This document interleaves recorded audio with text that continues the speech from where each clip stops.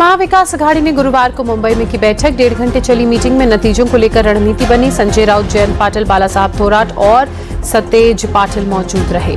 सूत्रों के मुताबिक जीतने वाले बागी उम्मीदवारों से संपर्क साध रही है महाविकास अघाड़ी। अपने विधायकों को एकजुट रखने के लिए होटल में भी शिफ्ट करने की तैयारी में।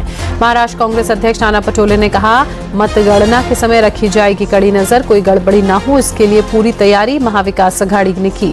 सीएम फेस के सवाल पर नाना पटोले ने कहा, हाईकमान का फैसला मान्य होगा। 75 से ज्यादा कांग्रेस विधायक जीत कर आएंगे। नाना पटोले ने कहा, महाराष्ट्र में कांग्रेस के नेतृत्व में सरकार बनेगी। हरियाणा में जो नुकसान हुआ महाराष्ट्र यहां नहीं होगा। नाना पटोले के दावे पर संजय राउत ने पलटवार कर कहा, पटोले के नाम का ऐलान कर दे कांग्रेस पार्टी। नाना पटोले के सीएम पद के दावे पर जितेंद्र आहवाड़ ने भी जवाब देते हुए कहा, कोई बोलकर खुश हो रहा है तो होने दीजिए। जितेंद्र आहवाड़ ने कहा, विदर्भ में महाअघाड़ी को सबसे ज्यादा सीटें मिलेंगी। महाराष्ट्र में महाअघाड़ी की बनेगी सरकार।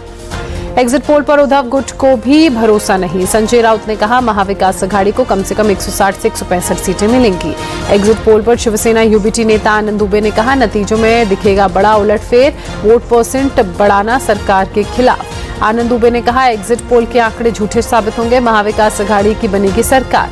एग्जिट पोल के रुझानों से बीजेपी काफी खुश दिख रही है। डिप्टी सीएम देवेंद्र फडणवीस ने भी कहा, महाराष्ट्र में महायुति की सरकार बनेगी, बड़े वोट परसेंटेज का बीजेपी को फायदा। देवेंद्र फडणवीस ने कहा, सीएम पद को लेकर फिलहाल कोई चर्चा नहीं, रिजल्ट आने के बाद सब बैठकर करेंगे फैसला।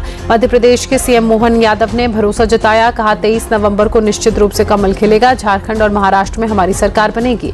जेएमएम सांसद महुआ माझी ने कहा कि झारखंड में फिर बनेगी इंडिया गठबंधन की सरकार, 51 से ज्यादा सीटें जीतेंगे। महुआ माझी ने साधा निशाना, कहा पूरे चुनाव में बीजेपी ने सिर्फ नफरत फैलाई, हमने विकास की राजनीति की। कांग्रेस भी झारखंड में जीत को लेकर आश्वस्त। सुबोध कांत सहाय ने कहा, 50 से ज्यादा सीटें जीतकर बनाएंगे सरकार। केंद्रीय मंत्री शिवराज सिंह चौहान ने कहा, झारखंड में एनडीए सरकार बनेगी, पार्लियामेंट्री बोर्ड तय करेगा मुख्यमंत्री का नाम। यूपी उपचुनाव को लेकर सपा नेता रामगोपाल यादव ने धांधली का आरोप लगाया। कुंद्रकी, मीरापुर और सीसामाऊ में फिर चुनाव कराने की मांग।